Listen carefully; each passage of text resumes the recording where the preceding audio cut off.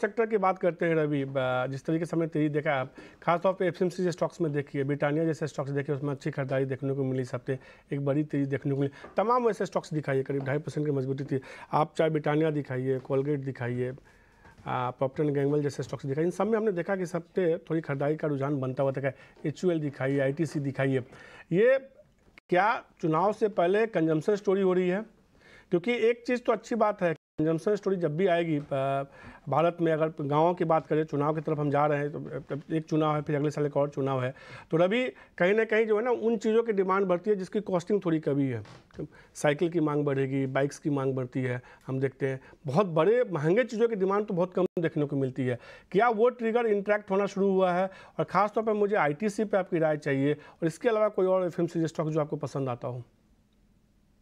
बिल्कुल मनीष जी, आपने एकदम सही बात कही है। इनफैक्ट पॉइंट टू पॉइंट अगर समझने की कोशिश करें तो आपने समरी ही हम बता दी है। और इसी पे मैं थोड़ा सा ऐड कर दूं तो देखिए, B2B B2C की जो डिमांड है उसको अगर देखते हैं तो मुझे लगता है कि आपको FMCG काउंटर पे बिल्कुल बुलिश रहना चाहिए, क्योंकि इस समय अगर इकोनॉमी के हिसाब से देखें तो इन्फ्लेशन डेटा भी सपोर्ट कर रहा है, GDP के नंबर्स पर रिफ्लेक्शन भी दिखा है। तो जो पैटर्न है या जो इन्वेस्टमेंट पैटर्न है वो भी चेंज होगा और FMCG स्टॉक की तरफ बढ़ेगा।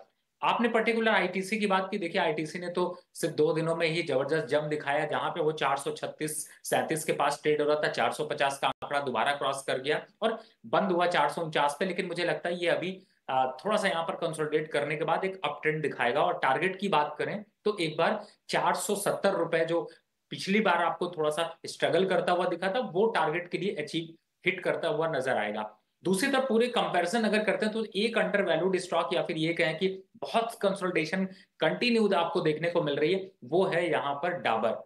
डाबर काफी अंडर वैल्यूड ट्रेड हो रहा है। चार्ट पैटर्न पे भी कई बार ब्रेकआउट देने की कोशिश करता है लेकिन निकल नहीं पाता। और इस समय आप देखें तो खास तौर से 10, 20 और 30 जो मूविंग एवरेजेस लोग फॉलो करते हैं उसके पास काफी स्टॉक चल रहा है। तो मुझे लगता है कि अगर पूरे स्टॉक को इसके कंपैरिजन करें तो ITC में तो बिल्कुल बुलिश रही है। काटने की शॉर्ट की गलती तो बिल्कुल मत करिए, लेकिन अगर नया कोई ऐड करना है तो इस समय डाबर ऐड कर सकते हैं for the target of 580 to 590 के आसपास। और ये एक